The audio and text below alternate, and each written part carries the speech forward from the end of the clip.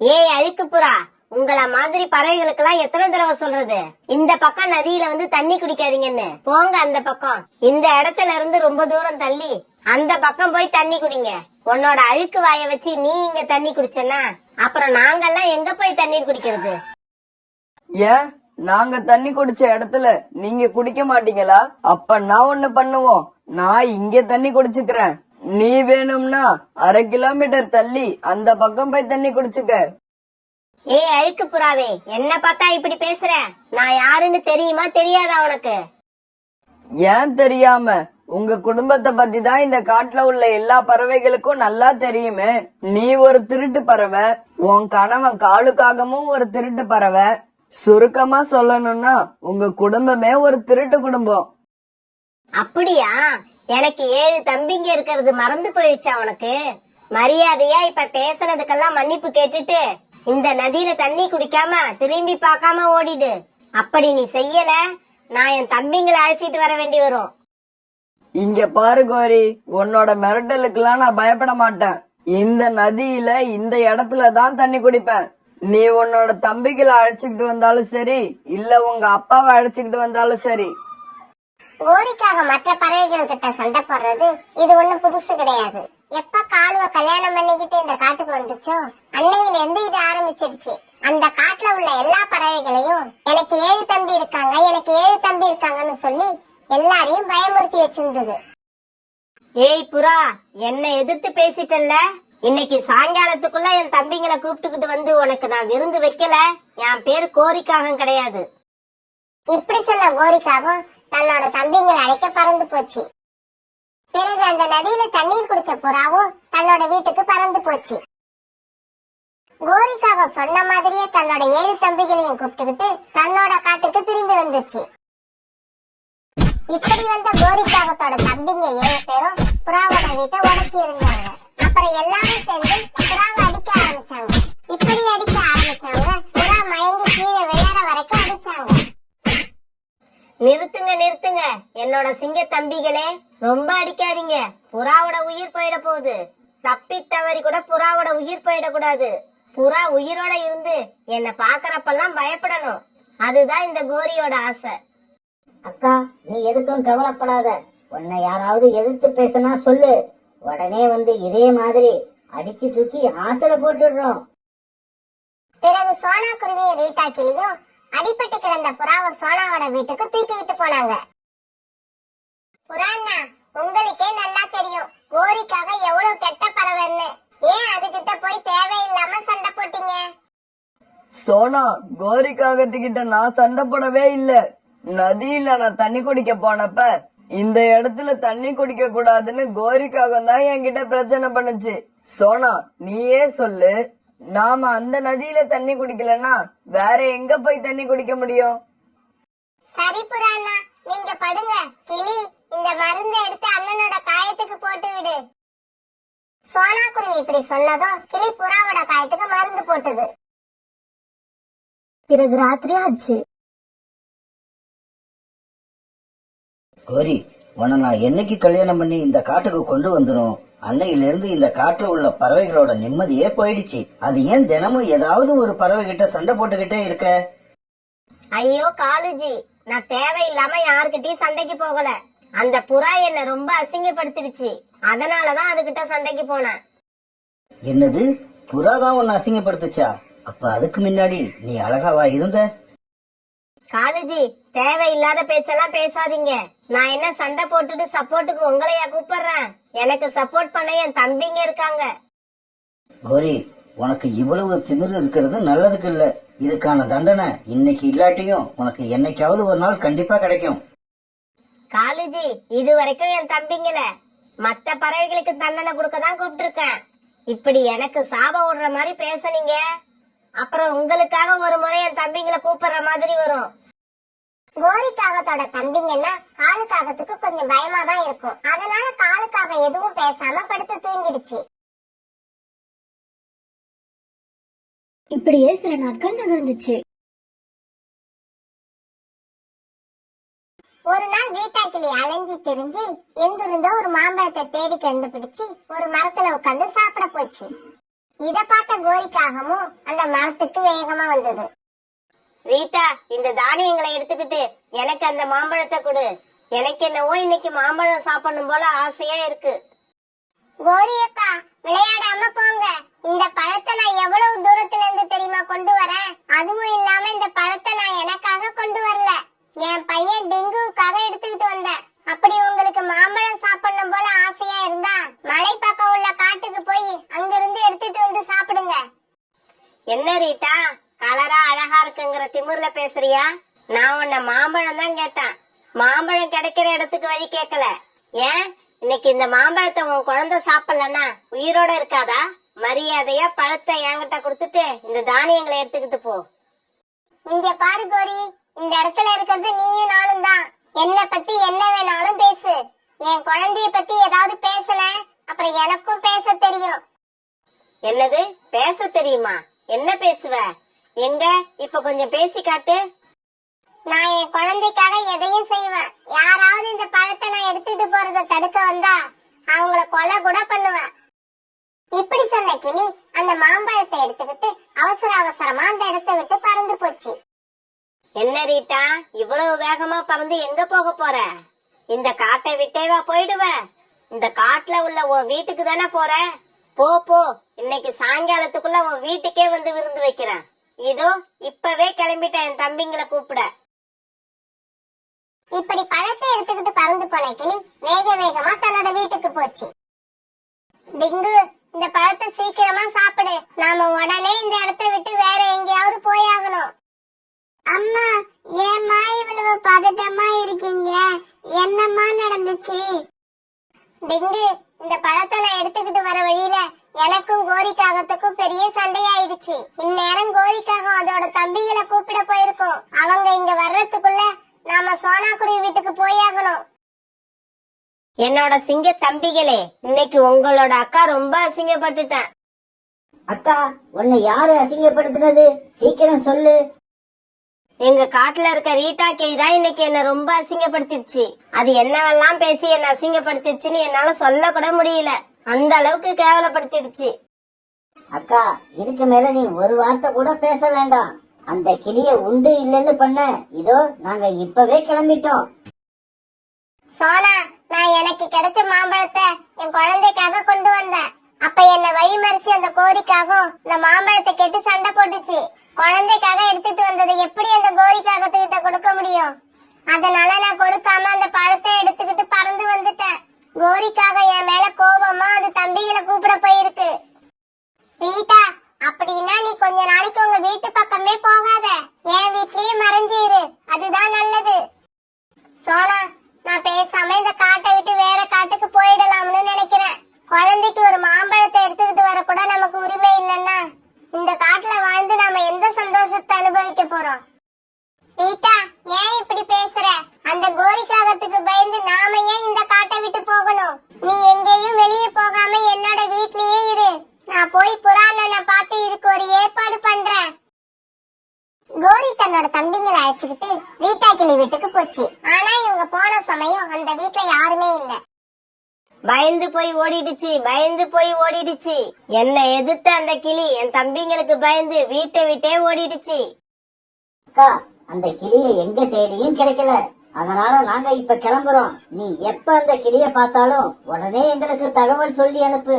மறுபடியும் நாங்க வந்து அந்த கிளிய அடி அடின்னு அடிச்சு அதுக்கு நல்ல பாடம் கத்து கொடுத்துட்டு தான் போவோம். சோனா, கோரிக்காகத்தோட தம்பிங்க காடு பூரா சுத்தி சுத்தி வந்து ரீட்டா கிளியை தேடிக்கிட்டு இருக்காங்க. ஏன், என்ன ஆச்சு? கோரிக்காகத்துக்கும் ரீட்டா கிளிக்கும் ஏதாவது சண்டையா? புறாண்ணா, கிளிய நான் தான் வீட்டுல மறைச்சு வச்சிருக்கேன். கிளி எங்க இருந்தோ ஒரு மாம்பழத்தை எடுத்துக்கிட்டு வந்திருக்கு. அத கோரிக்காகம் கேட்க கிளி கொடுக்க மாட்டேன்னு சொல்ல அது ஒரு பெரிய சண்டையாயிடுச்சு. புறாண்ணா, நம்ம கோரிக்காகத்தை இப்படியே விட்டுக்கிட்டு இருந்தா இந்த காட்டுல நம்மள மாதிரி சின்ன பறவைகள் சந்தோஷமாவே இருக்க முடியாது. சோனா, கோரிக்காக அதோட தம்பிங்களை அழைச்சுக்கிட்டு வந்து என்ன அடிச்சப்ப நான் எதுவுமே செய்யல. அதனால இப்ப கிளிய அடிக்கிறதுக்காக கோரிக்காக திரும்பவும் அதோட தம்பிகளை அழைச்சுக்கிட்டு வந்திருக்கு. இப்பவும் நாம பேசாம இருந்தா இதுவே ஒரு தொடர்கதை ஆயிடும். புறாண்ணா, இப்படி எல்லாம் நடக்காம இருக்க என்கிட்ட அப்படியா? சீக்கிரம் சொல்லு சோனா, என்ன ஐடியா அது? நாம ஏதாவது செஞ்சு கோரி காகத்துக்கிட்ட இருந்தோம் அதோட தம்பிங்க கிட்ட இருந்தோம் நம்மள நாமே காப்பாத்திக்கணும். புறா இப்படி கேட்ட உடனே சோனா குருவி புறாவோட காது கிட்ட போய் என்னவோ சொல்லுச்சு. பிறகு சோனா குருவியும் புறாவும் மலை பக்கத்துல உள்ள கழுக பாக்கறதுக்காக பறந்து போனாங்க. கழுகக்கா, இன்னைக்கு எங்களுக்கு கொஞ்சம் மட்டன் கறி கிடைச்சது. அப்புறம் நாங்க எல்லாரும் சேர்ந்து அதை பிரியாணி கிண்டணும். ஆனா உங்களை விட்டுட்டு சாப்பிடவும் எங்களுக்கு மனசு இல்ல. அதனாலதான் உங்களை கேட்டுட்டு போகலான்னு வந்தேன். நீங்க சாப்பிடணும்னு ஆசைப்பட்டீங்கன்னா உங்களுக்கு கொஞ்சம் பாத்திரத்துல எடுத்துக்கிட்டு வரோம். சோனா, என்ன கேள்வி இது? பிரியாணியை எடுத்துக்கிட்டு வரவான்னு நீ கேட்க வந்ததுக்கு கையோட பிரியாணியை எடுத்துக்கிட்டே வந்திருக்கலாம். சரி, இப்பவும் ஒன்னும் கெட்டு போகல. சீக்கிரம் வீட்டுக்கு போய் அந்த மட்டன் பிரியாணி எடுத்துக்கிட்டு வாங்க. என் நாக்குல இப்பவே எச்சி ஊற ஆரம்பிச்சிடுச்சு. கழுகு இப்படி சொன்ன உடனே சோனா குருவியும் புறாவும் திரும்பி வீட்டுக்கு வந்தாங்க. இப்படி வீட்டுக்கு திரும்பி வந்த சோனா குருவி வேக வேகமா மட்டன் பிரியாணி தயார் பண்ணுச்சு. என்ன சோனா, பிரியாணி ரெடி ஆயிடுச்சா? ஆஹா, எப்பவோ ரெடி ஆயிடுச்சு. புறாண்ணா, இந்நேரம் இந்த பிரியாணியோட வாசம் காடு பூரா போயிருக்கும்.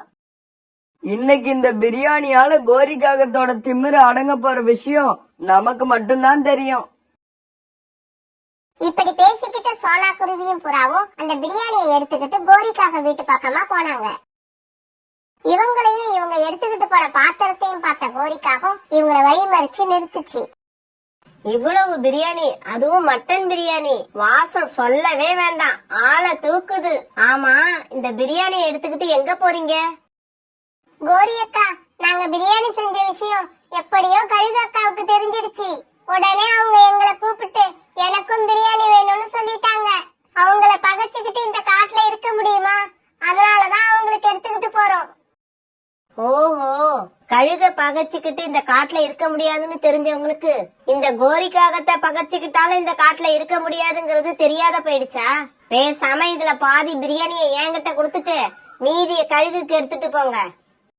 கோரி அக்கா, பாதி பிரியாணிய கழுகு அக்காட்ட எடுத்துட்டு போனா அவங்க அதை பார்த்துட்டு கோபப்படுவாங்க. அதனால இன்னைக்கு இதை அவங்க கிட்ட கொடுத்துறோம். உங்களுக்கு இன்னொரு நாள் செஞ்சு தரோம். சோனா, என்ன நீ எங்கேயோ இருக்கிற கழுகுக்கு பயந்து பேசுற? எதிர நிக்கிற இந்த கோரிக்கு பயப்பட மாட்டேங்கிற?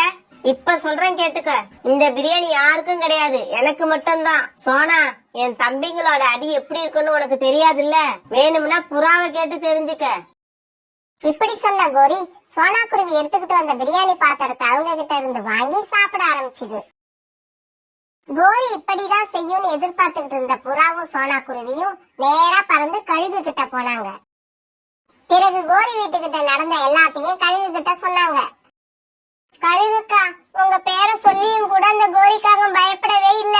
கழுகு தனியானே, எனக்கு 7 தம்பிங்க இருக்காங்கன்னு வீராப்பா பேசுது. அந்த கருப்பு காகத்துக்கு இவ்வளவு திமிரா? அதுக்கு 7 தம்பிங்க இருந்தாங்கன்னா அத பாத்துட்டு நான் பயந்துடுவேனா? இன்னைக்கு அந்த காகம் என்னோட மட்டன் பிரியாணிய சாப்பிட்டுடுச்சுல்ல, அதனால நான் இப்ப போய் காக்கா பிரியாணி சாப்பிட போறேன். இப்படி சொன்ன கழுகு கோபத்தோட பறந்து கோரிக்காக வீட்டுக்கு போச்சு.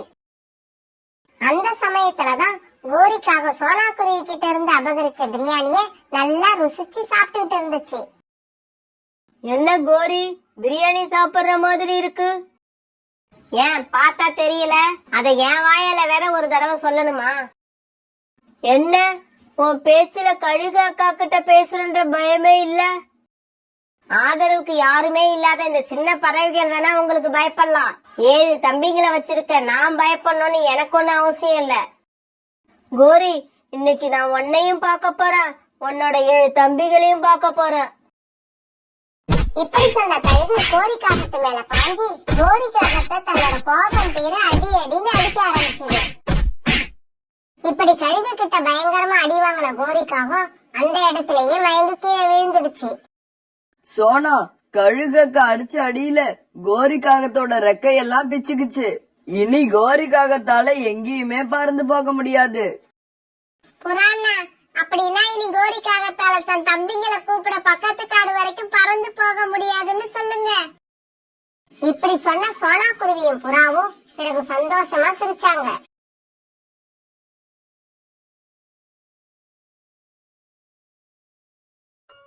சோனா குருவிக்கு ஒரே ஒரு பெண் குழந்தை மட்டும்தான். அது பேர் பியூட்டி. பியூட்டி பேருக்கு ஏத்த மாதிரியே ரொம்ப அழகாவும் அம்மாவும் மாதிரியே ரொம்ப அறிவாவும் இருக்கும்.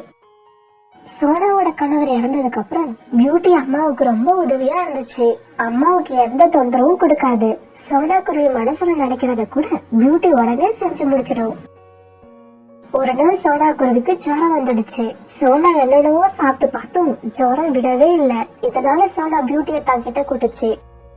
பியூட்டி, என் உயிரே, இப்ப நீ எனக்காக பக்கத்துல இருக்கிற காட்டுக்கு போ. அந்த காட்டோட கடைசியில கசப்பான பழம் இருக்கிற மரம் இருக்கும். அம்மாவுக்காக அந்த பழங்களை கொஞ்சம் பறிச்சுட்டு வருவியா? அம்மா, அந்த கசப்பான பழங்களை சாப்பிட்டா காய்ச்சல் சரியா போயிடுமாமா? ஆமா செல்லம், சரியா போயிடுவேன். நான் சின்ன பிள்ளையா இருக்கிறப்ப எனக்கு ஜுரம் வந்தா எங்க அம்மா அந்த பழத்தை எடுத்துட்டு வந்து கொடுப்பாங்க. அந்த பழத்தை சாறு எடுத்து குடிச்சா ஜுரம் உடனே சரியா போயிடும். அம்மா, நீங்க கவலைப்படாதீங்க.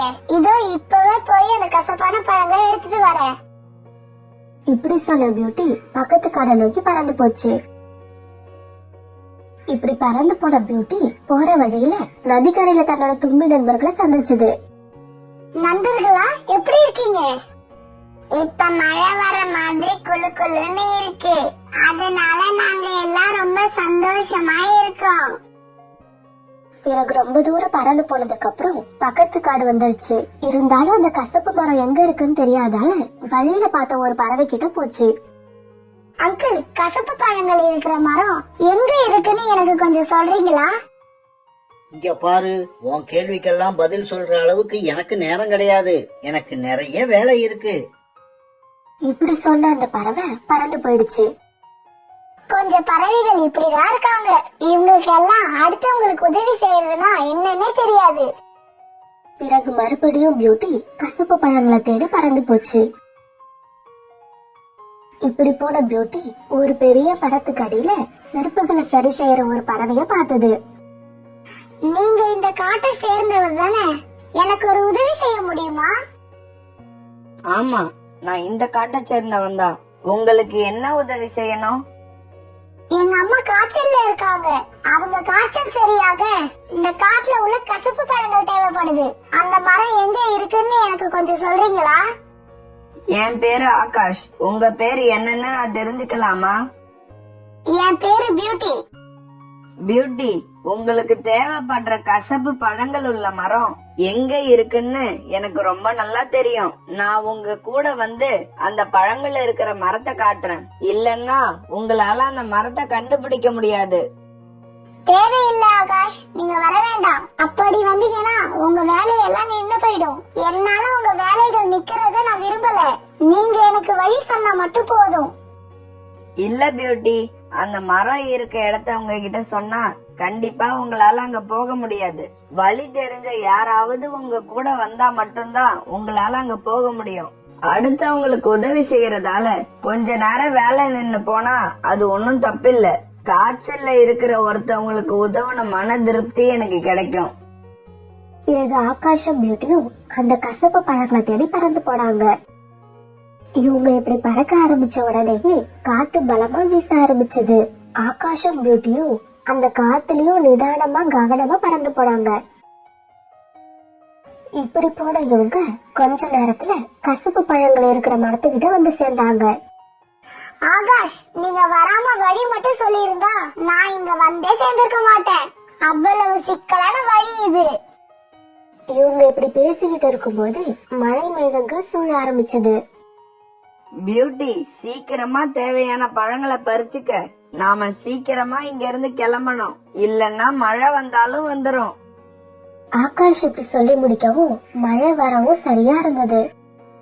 அச்சச்சோ, இப்ப நான் எப்படி வீட்டுக்கு போவேன்? அம்மா வேற என்னை எதிர்பார்த்துட்டு இருப்பாங்க. பியூட்டி, என்னோட வீடு இங்க பக்கத்துல தான் இருக்கு. இப்ப எங்க வீட்டுக்கு போவோம். பிறகு மழை விட்டதுக்கு அப்புறம் நீ உங்க வீட்டுக்கு கிளம்பலாம். எங்க அம்மாவும் உன்னை பார்த்தா ரொம்ப சந்தோஷப்படுவாங்க. பிறகு கசப்பு பழங்களை எடுத்துக்கிட்டு பியூட்டியும் ஆகாஷும் ஆகாஷ் வீட்டை நோக்கி பறந்து போனாங்க. ஆகாஷ், இந்த பொண்ணு யாரு? அம்மா, இந்த பொண்ணு பேர் பியூட்டி. பக்கத்து காட்டை சேர்ந்தவங்க.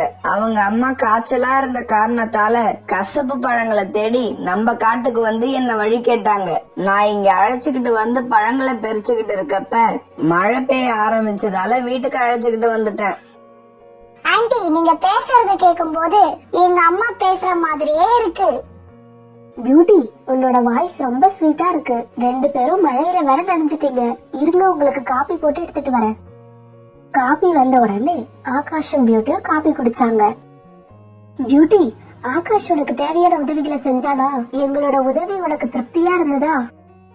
ஆண்டி, உங்களை எல்லாம் சந்திச்சது எனக்கு என்னமோ அறிமுகம் இல்லாதவங்களை சந்திச்ச மாதிரியே இல்ல, ஏற்கனவே உங்களை எல்லாம் சந்திச்ச மாதிரி இருக்கு. மனசு சுத்தம் உள்ளவங்களையும் நேர்மையானவங்களையும் சந்திச்சா எல்லாருக்குமே இப்படிப்பட்ட உணர்வு தான் ஏற்படும் பியூட்டி. கொஞ்ச நேரத்துக்கு அப்புறம் மழை சுத்தமா நின்று இருந்துச்சு. ஆண்டி, மழை விட்டுடுச்சுன்னு நினைக்கிறேன். நான் வீட்டுக்கு கிளம்புறேன். பியூட்டி, எங்களை ஞாபகம் வச்சிருப்பியா? எப்பவாவது எங்களை பார்க்க வருவியா? கண்டிப்பா வருவேன். நான் மட்டும் இல்ல, எங்க அம்மாவையும் அழைச்சிட்டு வருவேன். ஆகாஷ், நீயும் போ. பியூட்டிய நம்ம காடு வரைக்கும் கொண்டு போய் விட்டுடுவா. பிறகு ஆகாஷோட வீட்டை விட்டு ஆகாஷும் பியூட்டியும் பறந்து போனாங்க. ஆகாஷ், நீ, உங்க அம்மா, அப்புறம் நீங்க செஞ்ச உதவி, இதையெல்லாம் என்னால மறக்கவே முடியாது. பியூட்டி, நாங்க மட்டும் உன்னை மறந்துருவோமா என்ன? சரி சரி, அடுத்த மழை வர்றதுக்குள்ள நீ உங்க வீட்டுக்கு கிளம்பு. இப்பவே கிளம்புனாதான் நீ மழைக்கு முன்னால உங்க வீட்டுக்கு போய் சேரலாம். ஆகாஷ், ஏன் என்ன அனுப்புறதுலே குறியா இருக்க? நான் உன்கிட்ட ஒரு விஷயம் பேசணும். சொல்லு பியூட்டி, என்ன விஷயம்? எங்க அம்மா எனக்கு இப்ப கல்யாணம் பண்ணலாம்னு இருக்காங்க. என்ன கல்யாணம் பண்ண போற அந்த மாப்பிள்ளையா நீ ஏன் இருக்க கூடாது? இத கேட்டுட்டு ஆகாஷ் குருவி ரொம்ப அதிர்ச்சி ஆயிடுச்சு. ஆகாஷ், நான் என்ன சொல்லிட்டேன்னு நீ இப்படி அதிர்ச்சி ஆகுற? எனக்கு என்னவோ நம்ம 2 பேரும் கல்யாணம் பண்ணிக்கிட்டோம்னா நீ என்னை எப்பவுமே சந்தோஷமா வச்சுப்பன்னு எனக்கு தோணுது. மனசுல பட்டதை சொல்லிட்டேன். ஏதாவது தப்பா சொல்லிருந்தா என்ன மன்னிச்சிடு. பியூட்டி, உன்னை கல்யாணம் பண்ணிக்க எனக்கும் விருப்பம் தான். ஆனா என்ன ஆனான்னு இருக்கிற? நான் ஷூ தைக்கிற வேலை செஞ்சுக்கிட்டு இருக்கேன். இந்த வேலை செஞ்சுக்கிட்டு இருக்க என்ன நீ கல்யாணம் பண்ண உங்க அம்மா சம்மதிப்பாங்களா? ஆகாஷ், கடவுள் எல்லாரையும் ஒரே மாதிரி தான் படிச்சிருக்காரு. நாம செஞ்சிட்டு இருக்க தொழில் தான் வேற. பணம் சம்பாதிக்கதானே நம்ம தொழில் பண்றோம். இதுல எந்த தொழில் செஞ்சா என்ன? திருடாம, பொய் சொல்லாம, மத்தவங்கள தீய வழிக்கு கொண்டு போகாம வேற எந்த தொழில் செஞ்சாலும் அது தப்பே இல்ல. நீங்க நல்லா சம்பாரிச்சு என்ன சந்தோஷமா வச்சுப்பீங்கன்னு எனக்கு நம்பிக்கை இருக்கு. அதே நம்பிக்கை உங்களுக்கும் இருந்தா உங்க அம்மாவை அழைச்சுக்கிட்டு எங்க வீட்டுக்கு வாங்க. இப்படி சொல்லிட்டு பியூட்டி அங்கிருந்து பறந்து போயிடுச்சு. பியூட்டி ஒரு சின்ன புள்ளியா மாறி மறையிற வரைக்கும் ஆகாஷ் அவளை பாத்துக்கிட்டே நின்னுச்சு. பியூட்டி, வந்துட்டியா செல்லம்? மழை பெய்ய ஆரம்பிச்ச உடனே அம்மா ரொம்ப பயந்து போயிட்டேன். அம்மா, மழை பெய்யறப்பெல்லாம் நான் ஆகாஷ் வீட்ல பத்திரமா காஃபி குடிச்சுக்கிட்டு இருந்தேன். ஆகாஷ் வீட்லயா? ஆகாஷ் தான் யாரு? அம்மா, ஆகாஷ் ரொம்ப நல்ல பையன். அடுத்தவங்க உதவி கேட்டா முகம் சுளிக்காம செய்வான். உனக்கான கசப்பு பழங்களை நான் தேடி கொண்டு வர எனக்கு ரொம்ப உதவியா இருந்தான். அப்புறம் அவங்க அம்மா கூட எனக்கு காஃபி போட்டு கொடுத்து நல்லா பாத்துக்கிட்டாங்க. இப்படி ஆகாஷ பத்தியும் ஆகாஷ் வீட்டை பத்தியும் பியூட்டி அவங்க அம்மா கிட்ட நிறைய சொல்லிக்கிட்டே இருந்துச்சு. ரொம்ப நல்லதா போச்சு. எப்படியோ என் பொண்ணு வீட்டுக்கு பத்திரமா வந்து சேர்ந்துட்டா. எனக்கு அது போதும். பிறகு சோடா குருவி அந்த கசப்பு பழங்களை சாப்பிட்டுச்சு. அன்னைக்கு சாயங்காலம் ஆச்சு. சோடா குருவிக்கு இப்ப காய்ச்சல் சரியா போய் எழுந்து உட்காந்துடுச்சு. பியூட்டியும் அம்மா பக்கத்துலதான் இருந்துச்சு. ஆனா அதோட நடப்பு போற ஆகாஷ் கிட்டே இருந்துச்சு. பியூட்டி, அம்மா உன்னை சின்ன குழந்தையாவே நினைச்சுக்கிட்டு இருந்துட்டேன். ஆனா இப்பதான் தெரியுது நீ பெரிய பொண்ணாயிட்டன்னு. தனியா போய் அம்மாவுக்கு கசப்பழங்களை பறிச்சுட்டு வந்து அம்மாவை எழுந்து உட்கார வச்சுட்டேன். அம்மா, இத நான் மட்டும் செய்யல, ஆகாஷ்க்கும் இதுல பங்கு இருக்கு. அப்புறம் அவங்க அம்மாவுக்கும். அவங்க 2 பேரையும் சந்திச்சது எனக்கு ரொம்ப சந்தோஷமா இருக்குமா. நீ சந்தோஷமா இருக்கிறது உன்னை பார்த்தாலே தெரியுது. ஏதோ ஒரு பெரிய நல்ல விஷயம் நடந்த மாதிரி நீ ரொம்ப சந்தோஷமா இருக்க. அம்மா, நீங்க சொன்னது உண்மைதான். ஆகாஷ் வீட்ல போய் உட்கார்ந்தப்ப அது வேற யார் வீடோ மாதிரி தெரியல. நம்ம க்ளோஸ் ரிலேஷன் வீட்டுக்கு போன மாதிரி இருந்துச்சு. அம்மா, நான் உங்களை ஒரு நாள் ஆகாஷ் வீட்டுக்கு அழைச்சிட்டு போறேன். உங்களை பார்த்தா ஆகாஷ் அம்மா ரொம்ப சந்தோஷப்படுவாங்க. ஆகாஷோட வீட்லயும் ஆகாஷும் அவங்க அம்மா மீனாவும் பியூட்டிய பத்தியே பேசிக்கிட்டு இருந்தாங்க. பியூட்டி தன்னை கல்யாணம் பண்ணிக்கிறியான்னு கேட்ட விஷயத்தையும் ஆகாஷ் தான் அம்மா கிட்ட அப்பதான் சொல்லிக்கிட்டு இருந்தான். ஆகாஷ், எனக்கு ரொம்ப பயமா இருக்கு. உன்னை நினைச்சா எனக்கு ரொம்ப பயமா இருக்கு. தயவு செஞ்சு நீ மனசுல அந்த ஆசையை வளர்த்துக்காத. இந்த சமுதாயம் ரொம்ப பொல்லாதது. பியூட்டியோட அம்மா ஷூ தைக்கிற வேலை செய்யற பையனுக்கு தன்னோட பொண்ணை கொடுக்க இஷ்டம் இல்லாம கூட போகலாம். அம்மா, ஆனா பியூட்டி என்ன கல்யாணம் பண்ணிக்க ரொம்ப ஆசைப்படுது. பியூட்டியோட ஆசையெல்லாம் அர்த்தமே இல்லாதது. அவ ரொம்ப சின்ன பொண்ணு. இந்த சமுதாயத்தோட கோரமான முகத்தை பத்தி அவளுக்கு எதுவும் தெரியாது. எனக்கு என்னவோ பியூட்டியோட அம்மா ஒத்துக்க மாட்டாங்கன்னு தான் தோணுது. உன் மனசுல அப்படி ஏதாவது ஆசை இருந்தா அதை தூக்கி எறிஞ்சிரு. வீண் கற்பனைய வளர்த்துக்கிட்டா பின்னாடி அதை மறக்க ரொம்ப கஷ்டப்பட வேண்டியிருக்கும். அம்மா, நீங்க சொல்றது எல்லாத்தையும் நான் ஏத்துக்கிறேன். நானும் கற்பனைய வளர்த்துக்க மாட்டேன். ஆனா நான் சொல்றது ஒண்ணு நீங்களும் கேட்கணும். என்ன கேட்கணும் சொல்லு. நம்ம 2 பேரும் ஒரு நாள் பியூட்டி வீட்டுக்கு போய் அவங்க அம்மாவை பார்க்கணும். ஒரு கால் அவங்க அம்மா மனசு கூட பியூட்டி மாதிரியே இருக்கலாம் இல்லையா? பிறகு இப்படி பேசிக்கிட்டே மீனாவும் மீனா பையன் ஆகாஷும் தூங்கிட்டாங்க. இப்படியே சில நாட்கள் நகர்ந்துச்சு. ஒரு நாள் பியூட்டி தான் அம்மா சோனாவோட தான் வீட்டு வாசல்ல உட்கார்ந்து இருந்துச்சு. பியூட்டி மனசுல அப்பப்ப அவனோட உருவம் வந்துகிட்டே இருந்துச்சு. அவனை இனி பாப்போமா இல்ல எப்பவுமே பார்க்க மாட்டோமா இப்படி நினைக்கிறப்ப பியூட்டியோட மனசுக்கு ரொம்ப கஷ்டமா இருக்கும். பியூட்டி இப்படி நினைச்சுக்கிட்டு இருக்கும்போது ஆகாஷும் ஆகாஷ் அம்மா மீனாவும் பியூட்டி வீட்டுக்கு வந்தாங்க. ஆகாஷ், வந்துட்டியா? என் கண்ணை என்னாலே நம்ப முடியல. நீ வருவியோ வரமாட்டியோன்னு நினைச்சு நான் ரொம்ப கவலைப்பட்டேன் தெரியுமா? பியூட்டி உங்களை பத்தி எல்லாம் சொல்லியிருக்கா. உங்க வீட்டுக்கு வந்துட்டு வந்ததுல இருந்து உங்களை பத்தி தான் அதிகம் பேசிக்கிட்டு இருந்தா. பிறகு எல்லாரும் வீட்டுக்குள்ள போனாங்க. சோனா, பியூட்டி ரொம்ப நல்ல பொண்ணு. நீங்க பியூட்டிய ரொம்ப நல்லா வளர்த்திருக்கீங்க. பியூட்டி, நீ சொல்றது உண்மைதான். உங்க அம்மா குரலும் எங்க அம்மா குரலும் ஒரே மாதிரி தான் இருக்கு. சோனா, எனக்கு சுத்தி வளைச்சு பேச தெரியல. ஆகாஷும் பியூட்டியும் ஒருத்தருக்கு ஒருத்தர் விரும்புறாங்க. இவங்க 2 பேருக்கும் ஜோடி பொருத்தமும் நல்லா இருக்கும் தான் நினைக்கிறேன். இதுல எனக்கு சம்மதம். இனிமே நீங்க உங்க விருப்பத்தை தான் சொல்லணும். இதை கேட்ட சொன்னா கொஞ்ச நேரம் யோசிச்சுட்டு இப்படி கேட்டது. ஆகாஷ், நீ என்ன பண்ணிக்கிட்டு இருக்க? இந்த கேள்விக்கு கொஞ்ச நேரம் யாரும் எந்த பதிலும் சொல்லல. கொஞ்ச நேரம் கழிச்சு ஆகாஷ் இப்படி சொன்னான். ஆன்ட்டி, நான் ஷூ தைக்கிற வேலை பாக்குறேன். ஆகாஷ் இப்படி சொன்னதை கேட்ட சோனா குருவி ரொம்ப அதிர்ச்சி ஆயிடுச்சு. ஆமா ஆன்ட்டி, நான் செருப்பு, ஷூ இதையெல்லாம் சரி செய்வேன். புதுசாவும் தயார் பண்ணுவேன். எங்க அப்பா இறந்தப்ப எனக்கு சின்ன வயசு. எங்க அப்பா இருந்த வரைக்கும் எங்க அம்மாவை வீட்டுக்குள்ளேயே வச்சிருந்தாரு. எங்க அம்மாவுக்கு எதுவுமே தெரியாது. அவங்க நல்லவங்க, அவ்வளவுதான். அதனால சின்ன வயசுலயே எங்க அப்பா செஞ்ச வேலைய நானும் பார்க்க ஆரம்பிச்சேன். எங்களுக்கு இருந்த எல்லா கடனையும் அடைச்சேன். சொந்தமா ஒரு வீடும் கட்டிட்டேன். நான் இன்னும் நல்லா சம்பாதிப்பேன். இதுக்கு மேலேயும் முன்னேறுவேன். ஆகாஷ் தன்னை பத்தி சொன்னது எல்லாமே உண்மைதான். இருந்தாலும் ஆகாஷோட இந்த பேச்சு பியூட்டியை வேணா சந்தோஷப்படுத்தலாம், அவங்க அம்மாவை சந்தோஷப்படுத்துமா? ஆகாஷ் எப்ப தான் பாக்குற வேலை என்னன்னு சொன்னானோ அப்பையில இருந்து அங்க சோனா மனசுல ஒரு பெரிய குழப்பம் உண்டா இருந்தது. மீனா, என்னால நம்ம பசங்களோட ஆசைய புரிஞ்சுக்க முடியுது. அதே சமயம் உங்களுக்கே நல்லா தெரியும், நான் உங்க கூட சம்பந்தம் வச்சுக்கிறத என் சொந்தக்காரங்களோ என் நண்பர்களோ அப்புறம் இந்த காட்டை சேர்ந்த யாருமே விரும்ப மாட்டாங்க. அம்மா, ஆகாஷும் ஆகாஷோட அம்மாவும் இங்க இருக்கிறப்பவே நீங்க இப்படி பேசுவீங்கன்னு நான் கொஞ்சம் கூட எதிர்பார்க்கல. பியூட்டி, உங்க அம்மா சொல்றது அத்தனையும் உண்மைதான். எனக்கும் இத பத்தி நல்லாவே தெரியும். நீங்க ஆசைப்படுறதுக்கு எந்த தடையுமே இருக்காது. நல்லதுன்னு தெரிஞ்சா உடனே ஆசைப்பட்டுருவீங்க. ஆனா உங்க ஆசையை நிறைவேற்றணும் உங்க அம்மா நினைக்கும் போது 1000 பிரச்சனைகள் வரும். ஆன்ட்டி, நான் செய்யற வேலைய முழு மனசோட சந்தோஷமா செய்யறேன். நல்லா சம்பாதிக்கிறேன். யாருக்கும் கெடுதல் நினைக்க மாட்டேன். என்னால முடிஞ்ச அளவுக்கு மத்தவங்களுக்கு உதவி செய்யறேன். எனக்கு நல்லது எது கெட்டது எதுன்னு நல்லாவே தெரியும். பியூட்டிய ரொம்ப சந்தோஷமா வச்சுப்பங்கிற நம்பிக்கை எனக்கு இருக்கு. ஆகாஷ், நீ சொல்றது எல்லாமே எனக்கு புரியுது. ஆனா எனக்கு ஒரு நாள் டைம் கொடுங்க. நான் என்னோட முடிவு என்னன்னு உங்ககிட்ட சொல்லிடுறேன். அம்மா, நான் ஆகாஷ் கூட சந்தோஷமா இருப்பேன்னு என்னோட உள் மனசு சொல்லிக்கிட்டே இருக்குமா.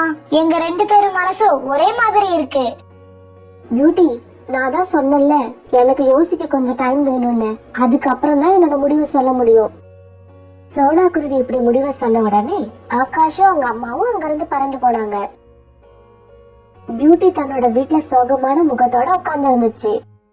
பியூட்டி, நான் நமக்கு தெரிஞ்சவங்க அக்கம் பக்கத்துல உள்ளவங்க எல்லார்கிட்டயும் இத பத்தி கலந்து பேசிட்டு வரேன். அதுக்கப்புறம் தான் என்னால ஒரு முடிவு எடுக்க முடியும். அம்மா, இது என்னோட வாழ்க்கைமா, முடிவை நீங்க தானம்மா சொல்லணும். தெரிஞ்சவங்க அக்கம் பக்கத்துல உள்ளவங்க இவங்களை எல்லாம் கேட்கணும்னு என்னம்மா அவசியம்? பியூட்டி, நாம இந்த உலகத்துல தனியா வாழல. நம்மள சுத்தி நிறைய பேர் இருக்காங்க. அவங்களுக்காக நம்மளோட முடிவுகளை கொஞ்சம் காம்ப்ரமைஸ் பண்ணிக்கதான் வேண்டி இருக்கும். பிறகு அடுத்த நாள் சோனா குருவி புல்புல போய் பார்த்தது. சோனா, உன்னை எங்க 2 நாளா பார்க்க முடியல? 2 நாளா வீட்டுலதான் இருந்தேன். கொஞ்சம் வேலை இருந்தது, அதனால வெளியில வரல. அப்புறம் உன்கிட்ட ஒரு ஒப்பீனியன் கேட்டுட்டு போலான்னு வந்தேன். கேளு கேளு, என்ன விஷயம்? உன் பொண்ணுக்கு ஏதாவது மாப்பிள்ள வந்திருக்கா? ஆமா, மாப்பிள்ள பையனும் ஓகேதான். நல்லா சம்பாதிக்கிறான். பியூட்டிய நல்லாதான் பாத்துப்பான். ஆனா சொல்லு சொல்லு, மனசுல உள்ளத சொல்லு. ஆனா அந்த பையன் செருப்பு ஷூ எல்லாம் தைக்கிற வேலை பாக்குறான். செருப்பு தைக்கிற வேலையா? இல்ல இல்ல, இந்த இடம் வேண்டாம். இப்படி செஞ்சா நம்ம காட்டுல யாரும் அப்புறம் உன்னை எந்த விசேஷத்துக்கும் கூப்பிட மாட்டாங்க. புல்புல், அவன் நல்லா சம்பாதிக்கிறான், நல்லவனாவும் இருக்கான். சோனா, அவன் எவ்வளவு வேணும்னாலும் சம்பாதிக்கட்டும். என்னதானே ஒப்பீனியன் கேட்க வந்த? என்னோட ஒப்பீனியன் அவனுக்கு பியூட்டியை கொடுக்க வேண்டாங்கிறது தான். இல்ல, நான் என் பொண்ணை அவனுக்கு தான் கல்யாணம் பண்ணி கொடுப்பேன்னு நீ முடிவு எடுத்தா அப்புறம் காட்டுல உள்ள பறவைங்க நாங்கெல்லாம் சேர்ந்து வேற மாதிரி முடிவு எடுப்போம். இப்படி சொன்ன புல்புல் நேரா கோரி காகத்தை தேடிக்கிட்டு போச்சு. கோரி காகத்தை பார்த்த உடனே நடந்த விஷயத்தையெல்லாம் கோரி காகத்துக்கிட்ட சொல்லுச்சு. பாக்குறேன் அந்த சோனா குருவி எப்படி தன் பொண்ணுக்கு அந்த செருப்பு தைக்கிறவங்க கூட கல்யாணம் பண்ணுதுன்னு. இதனால கெட்ட பேர் சோனா குருவிக்கு மட்டுமா வரப்போகுது, நம்ம காட்டுக்கே கெட்ட பேர் வந்து சேரும். இதை இப்படியே விடக்கூடாது புல்புல், ஆரம்பத்திலேயே கிள்ளி எறியணும். நான் நாளைக்கே போய் சோனா குருவி அது பொண்ணு 2 பேரையும் பார்த்து பேசுறேன். புல்புல் இப்படி சொல்லிட்டு பறந்து போன உடனே சோனா அது சொன்னதை பத்தி யோசிச்சுக்கிட்டு இருக்கும் போதே அங்க புறா வந்துச்சு. என்ன சோனா, உன் முகம் ஏதோ குழப்பத்துல இருக்கிற மாதிரி இருக்கு. ஆமா புறா அண்ணா, கொஞ்சம் குழப்பமான விஷயம்தான். இப்படி சொன்ன சோனா குருவி நடந்தது எல்லாத்தையும் புறா கிட்டயும் சொல்லுச்சு. புறா அண்ணா, புல்புல் இந்த மாதிரி சொல்லணும்னு நான் நினைக்கவே இல்ல. புல்புல் மட்டும் இல்ல சோனா, நானும் அததான் சொல்லுவேன். இதுல நீயும் உன் பொண்ணு மட்டும் சம்பந்தப்படல, இந்த காட்டோட கௌரவமே சம்பந்தப்பட்டிருக்கு. பியூட்டிக்கு இதையெல்லாம் புரியும்படி எடுத்து சொல்லி வேற பையனை பார்த்து கல்யாணம் பண்ணு. பசங்க தப்பான வழிக்கு போனா நாம தான் அவங்கள நல்ல வழிக்கு அழைச்சுக்கிட்டு வரணும். இப்படி சொல்லிட்டு புறாவும் பறந்து போக சோனா மட்டும் சோகமா உட்கார்ந்து இருந்துச்சு. சோனா குருவி இப்ப பறந்து தன்னோட வீட்டுக்கு போச்சு. அம்மாவை ரொம்ப நேரமா எதிர்பார்த்துக்கிட்டு இருந்த பியூட்டி வேகமா அம்மா பக்கத்துல போச்சு. அம்மா, எல்லார்கிட்டயும் ஆகாஷ் பத்தி சொன்னீங்களா? அவங்களாம் என்னம்மா சொன்னாங்க? புல்புல் கிட்ட சொன்ன, புறா கிட்ட சொன்ன. 2 பேருமே இந்த கல்யாணம் நடந்தா இந்த காட்டுக்கே கெட்ட பேர் வரும்னு சொல்றாங்க. அம்மா, இவங்க எல்லாம் ஏமா இப்படி இருக்காங்க? மரத்தை வச்சு வேலை செய்யறவங்கள, இரும்பு வச்சு வேலை செய்யறவங்கள யாருமே கேவலமா பேசுறது இல்ல. செருப்பு ஷூவை வச்சு வேலை செய்யறவங்களை ஏமா கேவலமா பேசுறாங்க? இப்ப உனக்கு சின்ன வயசு, உனக்கு சமுதாயம்னு ஒண்ணு இருக்கிறதே தெரியாது. உனக்கு என் வயசு ஆவறப்பதான் இந்த சமுதாயத்தோட கோரமுகம் தெரிய ஆரம்பிக்கும். மறுநாள் சோனா குருவியும் பியூட்டியும் நதியில தண்ணீர் குடிச்சிட்டு அங்கேயே உட்கார்ந்து பேசிக்கிட்டு இருந்தாங்க. அப்ப நதிக்கு கோரிக்காகவும் தண்ணீர் குடிக்க வந்துச்சு. சோனா, நீ உன்னோட பொண்ணு கல்யாணத்தை செருப்பு தைக்கிற பையன் கூட பண்ண போறேன்னு கேள்விப்பட்டேன். வெக்கமா இல்ல உனக்கு? மத்த காட்டுல உள்ளவங்க எல்லாம் நம்ம காட்டை பத்தி என்ன நினைப்பாங்க? கோரி ஆண்டி, ஒவ்வொருத்தருக்கும் தனித்தனி வாழ்க்கை இருக்கு. அவங்க வாழ்க்கைய அவங்களே இஷ்டம் போல அமைச்சுப்பாங்க. அடுத்தவங்க எல்லாம் அதுல வந்து பேசுறதுக்கு வேலையே இல்ல. பியூட்டி, பெரியவங்க நாங்க பேசிக்கிட்டு இருக்கும் போது நீ குறுக்கு எதுவும் பேசக்கூடாது. நல்லா வளர்த்திருக்க சோனா உன் பொண்ண. நீ இந்த மாதிரி வளர்த்ததாலதான் அவ இப்ப செருப்பு தைக்கிற பையனை கல்யாணம் பண்ணணும்னு சொல்றா. எனக்கு மட்டும் இப்படி ஒரு பொண்ணு இருந்திருந்தான்னு வச்சுக்க, கழுத்தை பிடிச்சு நெரிச்சு அவளை கால்ல போட்டு மிதிச்சிருப்பேன். இப்ப பியூட்டி அம்மா எதுவும் பேசாதுன்னு சொன்னதால எதுவும் பேசாம கோரி பேசுறத கேட்டுக்கிட்டு இருந்துச்சு. சோனா, சொல்றத நல்லா காதுல வாங்கிக்க. இந்த காட்டுல உங்க குடும்பம் மட்டும் இல்ல, நாங்களும் இருக்கோம். எங்களுக்கும் குழந்தைங்க இருக்காங்க. நீ இந்த மாதிரி ஏதாவது ஏடா கூடமா செஞ்சு அதனால நாளைக்கு எங்க குழந்தைகளுக்கு கல்யாணம் நடக்கலன்னா என்ன பண்றது? மரியாதையா வேற பையனை பார்த்து உன் பொண்ணுக்கு கல்யாணம் பண்ணு. இல்ல அந்த பையனுக்கு தான் கல்யாணம் பண்ணுவேன்னு சொன்ன, மூட்டை முடிச்ச தூக்கிட்டு நீயும் உன் பொண்ணு பின்னாலேயே ஓடிடு. இப்படி சொன்ன கோரிக்காக கோபமா நதிக்கரையை விட்டு பறந்து போச்சு. அம்மா, இந்த மாதிரி வாழ்க்கையில என்னம்மா சந்தோஷம் இருக்கு? அவங்க இஷ்டத்துக்கு இங்க வாழவே முடியாது போல இருக்கு. அம்மா, இப்ப நீங்க சொல்லுங்க, உங்களோட பொண்ணு சந்தோஷமா இருக்கணும்னு நினைக்கிறீங்களா, இல்ல ஊர்ல உள்ளவங்க சந்தோஷமா இருக்கணும்னு நினைக்கிறீங்களா? பியூட்டி, வீட்டுக்கு கிளம்பு, சாயங்காலம் ஆயிடுச்சு. மத்ததையெல்லாம் வீட்டுக்கு போய் பேசிப்போம்.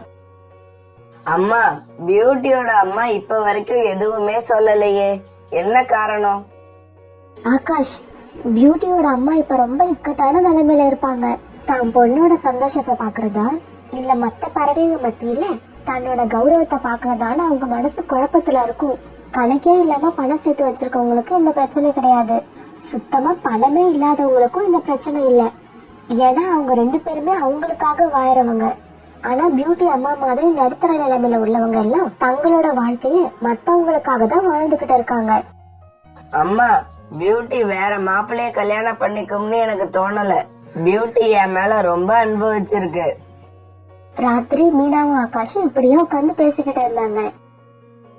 பியூட்டி, உன் கல்யாண விஷயத்துல என்ன பண்ணலான்னு அம்மா ஒரு முடிவுக்கு வந்துட்டேன். அம்மா, சொல்லுங்கம்மா, என்ன முடிவு பண்ணிருக்கீங்க? நம்ம இந்த வீட்டை விட்டுட்டு பக்கத்து காட்டுக்கே போயிடுவோம். அங்க போய் உன்னோட கல்யாணத்தை ஆகாஷ் கூடவே நடத்தி வச்சிடறேன். அம்மாவோட இந்த முடிவை கேட்டுட்டு பியூட்டியோட கண்ணுல கண்ணீர் வர ஆரம்பிச்சது. அம்மா, நான் உங்களை ரொம்ப இக்கட்டான நிலைமைக்கு ஆளாக்கிட்டல. ஒரு பக்கம் என்னோட சந்தோஷத்தை பாத்திருப்பீங்க, இன்னொரு பக்கம் இருக்கிற வீடு, இந்த காடு, உங்க கௌரவம், இதையெல்லாம் பாத்திருப்பீங்க.